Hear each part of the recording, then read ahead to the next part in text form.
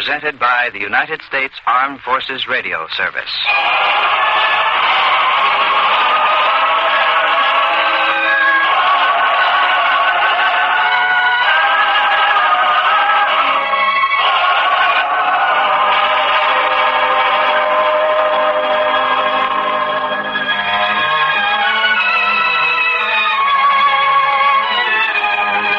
Tonight we present If You Have Faith, a drama based on a teaching from the greatest life ever lived.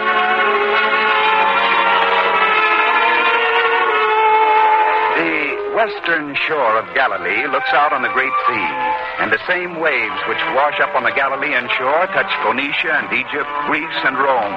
Ships of all nations are carried to Galilee on the great sea. And there is one woman who watches carefully from the shore for every new vessel that appears. Now she sees an unfamiliar vessel coming into port. She takes her child's hand and says, Sarah, look. Look, a new boat is coming to shore. Yes, Mother, I can see it. Oh, come, we must hurry, dear. Perhaps this time there'll be word of him. Quickly. Mother, please, you're going too fast for me. Then I shall go on by myself. You follow, dear. Follow. Mother! Lend a hand here, man.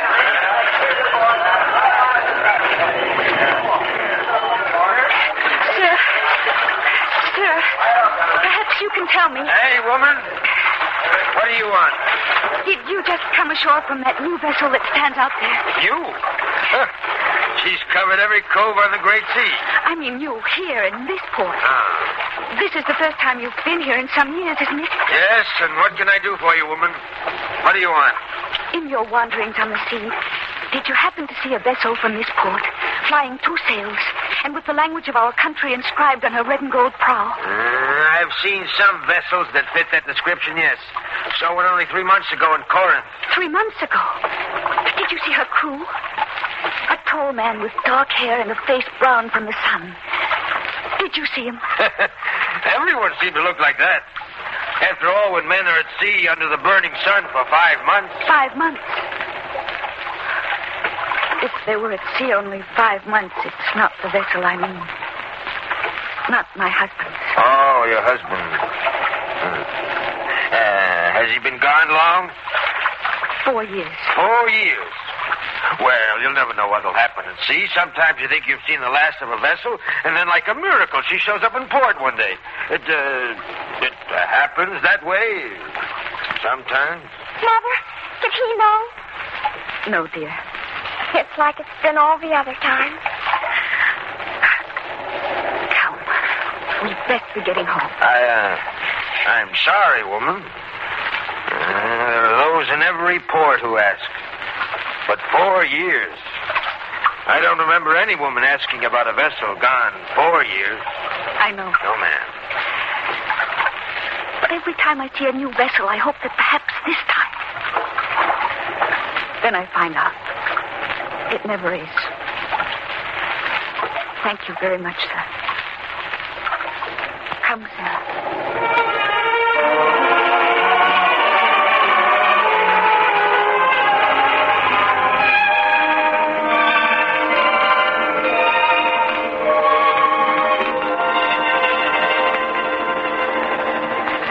We shall stand here on this cliff, Sarah, and watch the sun go down into the sea.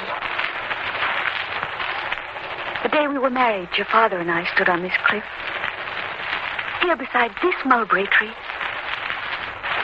And he promised that no matter where he sailed, he would always return. And I promised I would always wait. I'll wait. And he'll come back. He must. I hope that he does. I hope that... What is it, dear? Mother, we're not alone up here. You mean there's someone... Oh, Ezra. Please, Martha, don't misunderstand, but I know you and the child come here every evening at this time. I thought I might walk home with you. Yes, we can walk back to the town together. But first, would you and Sarah go on a few paces? Yes, of course. Come, Sarah. Your mother will catch up to us later. Yes, sir. Mother, you will catch up, won't you? Sarah? Yes, sir? You shouldn't call me sir that way.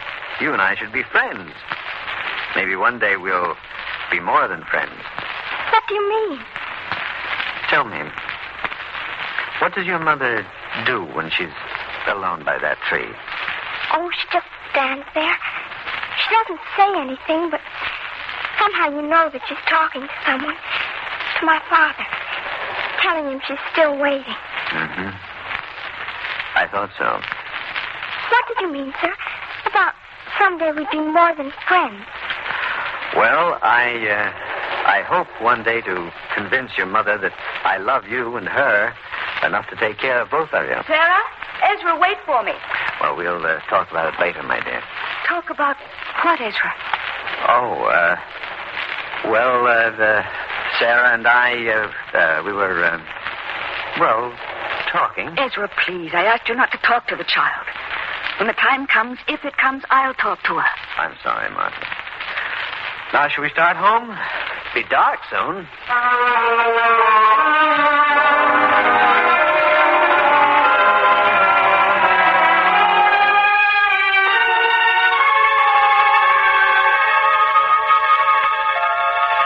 Well, Martha, is the child asleep? Yes, Bernice. Then I think I shall go down the road to spend the evening with Elisha's family. I hear they have a cousin visiting them from Judea. He's come to Galilee to hear the master. It'll be nice to get news from Judea. I'll go. Bernice, you're not so good at pretending. I know you want to leave me alone because Ezra will come by tonight. I'm not ashamed of what I'm doing. I think you two should have a chance to talk things over in private. After all, Ezra's a fine man, well situated. And for a man of his position to marry a widow, it just shows how nice he is. I'm not a widow. I've heard you weep at night. If you really thought Gabriel were coming back, you'd not weep like that. My dear, I know a widow's tears. Oh, there he is. Where's my shawl? I must warn you if I want to meet Elisha's cousin. Oh, Ezra, I'm sorry. I'm very sorry. Is there something wrong? Where's your Aunt hurrying? Any place but here, I think. Oh, I see. Well, I have one staunch ally in this household and one friend. That's not fair, Ezra. No one thinks more highly of you than I do. For more than a year now, you've been able to hide that very successfully. I'm sorry. That wasn't a very nice thing to say. But I love you so, Martha. Please, Ezra, I don't want to talk about it. Martha, listen to what I have to say. I know that you don't love me. But it will be enough for me to know that you're my wife and that Sarah's my daughter. And then, perhaps after a while, you'll grow to love me. It could happen. Couldn't it? Maybe you don't really know what love is, Ezra. The way I feel about you, well, surely that's love. And you should know that love is not something easily put aside. It's something one's heart forgets. I could never forget Gabriel. I wouldn't ask you to. After all, he was your husband. He was my husband. I know he still is. Somewhere he's alive. Then why hasn't he returned? I don't know that. If you loved him as you say and he loved you, then surely nothing could keep him away if he were alive. Please, Ezra. No. Now, you listen to me. There's more than yourself to consider. There's little Sarah. We manage now. Now, yes. But later. What will happen later? She'll grow up and miss the things that I could provide. Martha, I promise you, she shall have everything that I can give her. Now, that's something to consider. You're very kind. And especially nice to Sarah. Well, then, are you being fair to her? She's entitled to a father and the things the father could give her. Ezra. Ezra, don't say any more. Oh, I'm sorry. Would you rather I left now? Oh, you don't have to answer. I'll go. But it doesn't mean that I won't be back. Someone must convince you what's best for you and the child.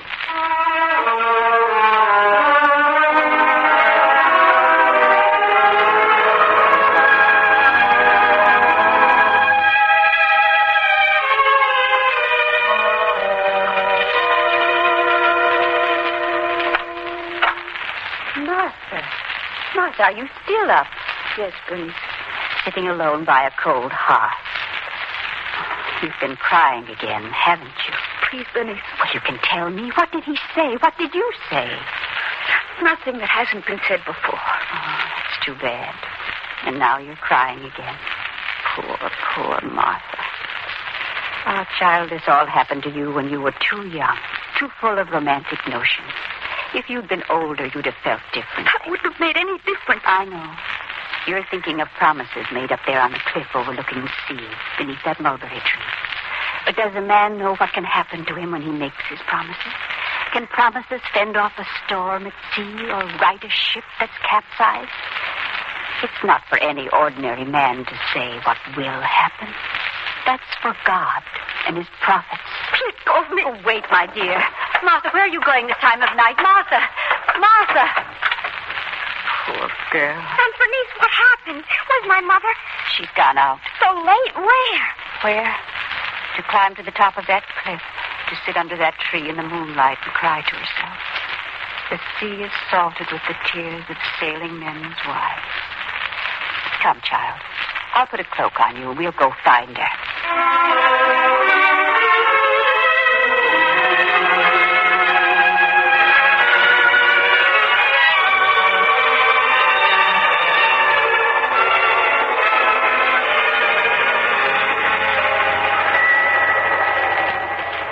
Child's asleep. Sound of the waves must have done it. Perhaps we should take her back to the house. A little while. The moon is so lovely on the water. Yes. You should have seen her face when she woke and asked for you before. Then when I told her you'd gone out, she was frightened. I'm sorry. A child can't know fear all its life without suffering for it. I've been as good a mother as I know how. Raising a child is not a woman's work alone. It takes a man, too. But if her father returns... Is she to live her whole life on that chance? No. Then? Maybe you're right. It would be best for the child. I must think about it overnight. By morning, I'll know my answer.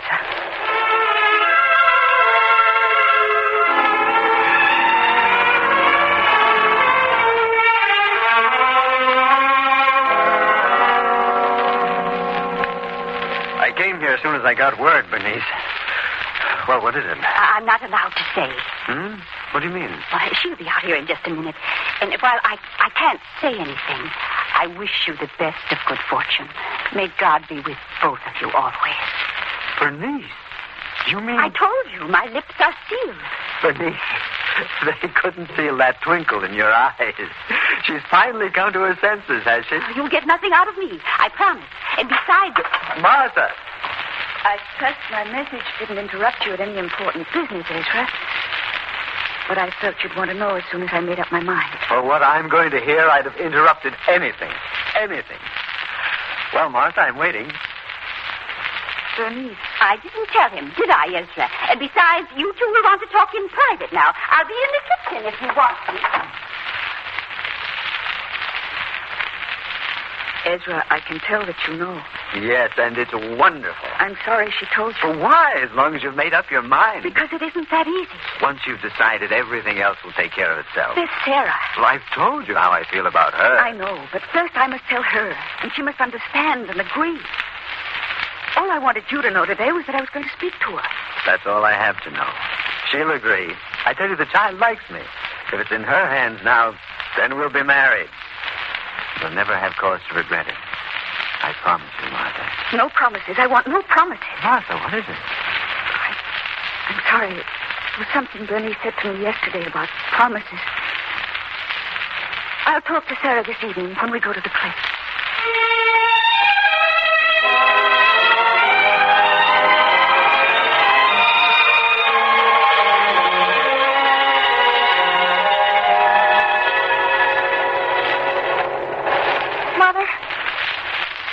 Yes, dear.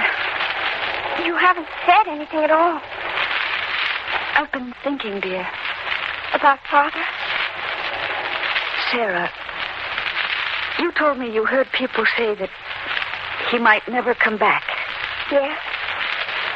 Well, suppose he didn't ever come back. You think so, too? We've waited a long time, Sarah, both of us. But you said not to believe the other people. After a while, you have to believe, my dear. There just doesn't seem to be anything else to do. All right. And And if your own father isn't coming back, then... well, you ought to have a new father. I never thought about that before. Well, now you do have to think about it. Do you think Ezra is nice? I mean, do you like him? Do you like him? Well, that doesn't have anything to do with it. It's the way you feel that counts. I don't like to talk like this, Mother. Please, dear, try to understand. We have to talk about it. I don't know. Listen to me, Sarah. It's important. Wait. There's someone coming up here to our cliff. Yes, look. A whole group of men. And the one who walks in the midst of them. Sarah, don't you know who he is?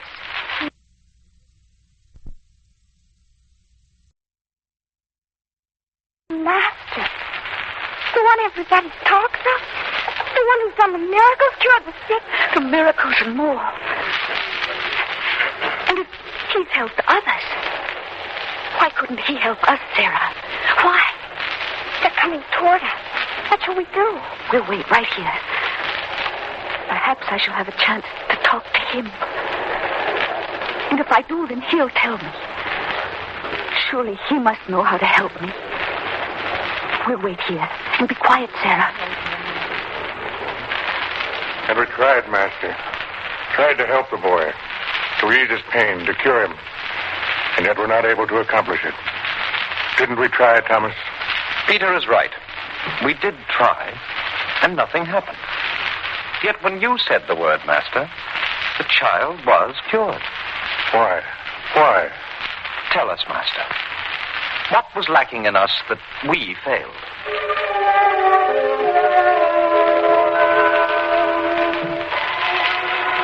If ye have faith, ye might say unto this mulberry tree, be thou plucked up by the root, and be thou planted in the sea, and it should obey you.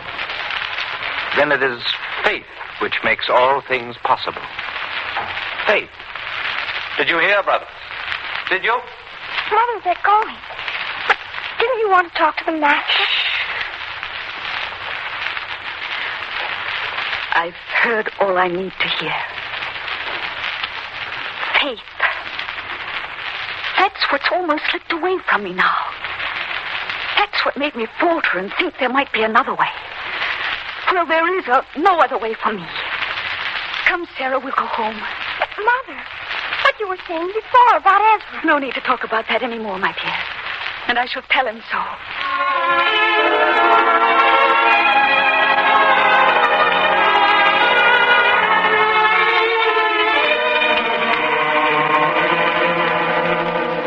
But only this morning you said you decided. I'm sorry, Ezra. The Master's words were all I needed to hear. You speak to her, Bernice. There's no more that I can do. Speak to her. I've pleaded with her ever since she told me. It's no use at all. All right, then. Martha? Yes. Don't think that I'm one to minimize loyalty. It's one of the things that I've admired so much in you. But this has gone far beyond that. I want you to tell me one thing, Martha. Well? If I can bring you proof that Gabriel is not alive, then will you marry me? If you can bring me proof, yes. That's all I want to hear. What are you going to do, Ezra? I shall appoint a man to go from port to port along the great sea. Somewhere he'll find someone who knows what happened to Gabriel's ship. There may be some survivor, some trace, something which can prove once and for all what happened to him. You'll send a man from port to port just asking? The men of the sea will know. Someone will know. But when he comes back, I'm sure I'll have my proof.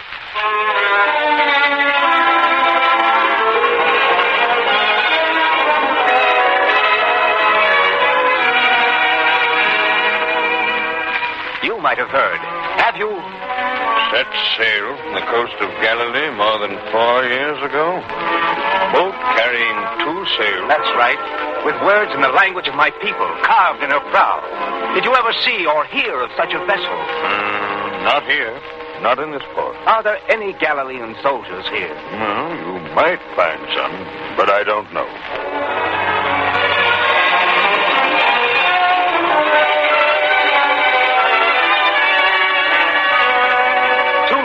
she carried. And the language of Judea carved on her? Yes. Have you heard about such a vessel? Seen her? I can't say for sure. There was a man here who used to talk of such a boat.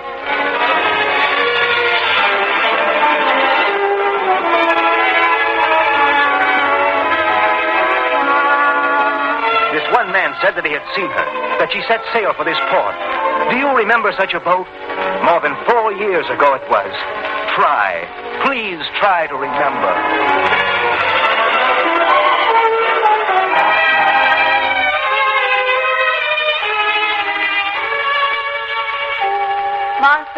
Martha, are you in the house? Quickly. What is it? A ship which made port here from Crete. It brought this, a message. A message? For me? It's from Gabriel. Give it to me. No, Martha, not if you think it's from Gabriel. What do you mean? This message, it was given to me by Ezra, received from the man he sent to search for Gabriel. Oh, well, I should read it. Yes, my dear. But no matter what it says, don't be too disappointed. Give it to me. Dear Ezra, peace be with you. Here in Crete, I have found a man who knew the ship that Gabriel sailed on. She set sail from this port and was never heard of again. The man told me that he had heard a rumor that such a vessel had been caught on the shoals along the Egyptian coast, destroyed. All hands were lost. But in accordance with your instructions, I am not trusting to rumor. I shall seek till I have more convincing proof. Martha. Oh, Anthony. No. It was to be expected.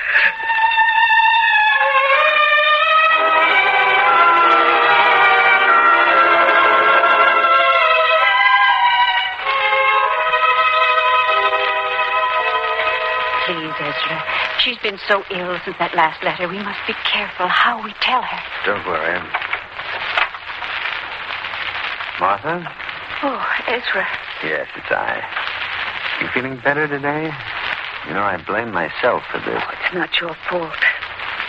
Whatever happens, I want you to know that I truly appreciate all you've done on my account. The search, even if it was in vain. But if it weren't in vain, Martha... Not for you, perhaps.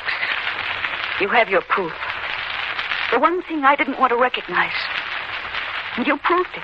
Martha, when a man sets out to seek something, he isn't always sure of what he'll find. What do you mean? Well, sometimes a man finds the very thing that he didn't seek. But you wanted proof that Gabriel was lost forever.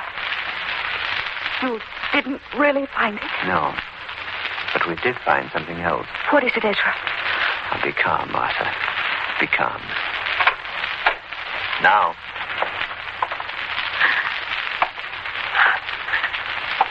Gabriel. Martha. Oh, Martha. Oh, Gabriel. Where? How? I don't understand. The ship I sailed. She went aground on the shoals off the Egyptian coast. That part was so, as the letter told you. But we were saved only to be captured by a nomad tribe and sold into slavery. I couldn't write to you, couldn't get word to you. And then Ezra's man appeared, like a miracle. He bought me from my owner. He brought me back here to you. Oh, Martha. Ezra, you did all this. No. No, Martha. He's here only because of you. Waiting and weeping was all I could do. No, you did more. If you hadn't been so steadfast in your faith that he was alive, we'd have forgotten him. I'd never have sent a man to search. We never would have found him. It was your strength, your belief. Mine? No. It was the strength I found in the Master and his words. On that one day when I might have given up, I heard him speak to his disciples. I heard him speak of faith and what it can do. That's what gave me new strength to go on believing you were alive, Gabriel. The master. You must remember I hadn't heard of him when I left here before. You must tell me what he said, Margaret. Yes, Gabriel. I stood beside our tree when I heard his words.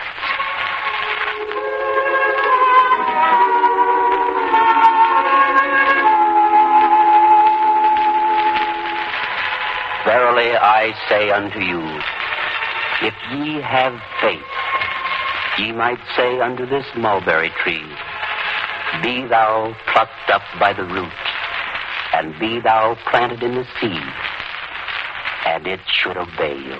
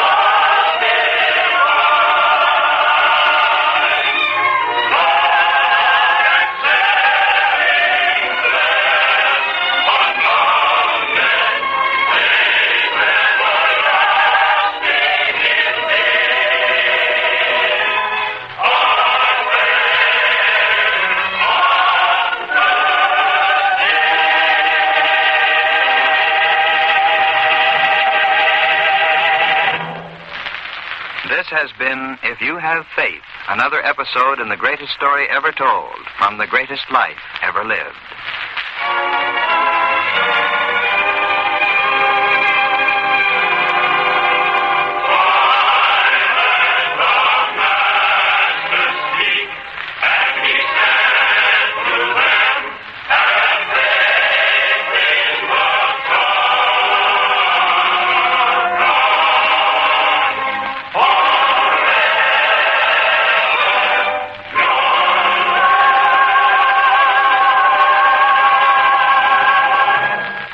This is the United States Armed Forces Radio Service, the voice of information and education.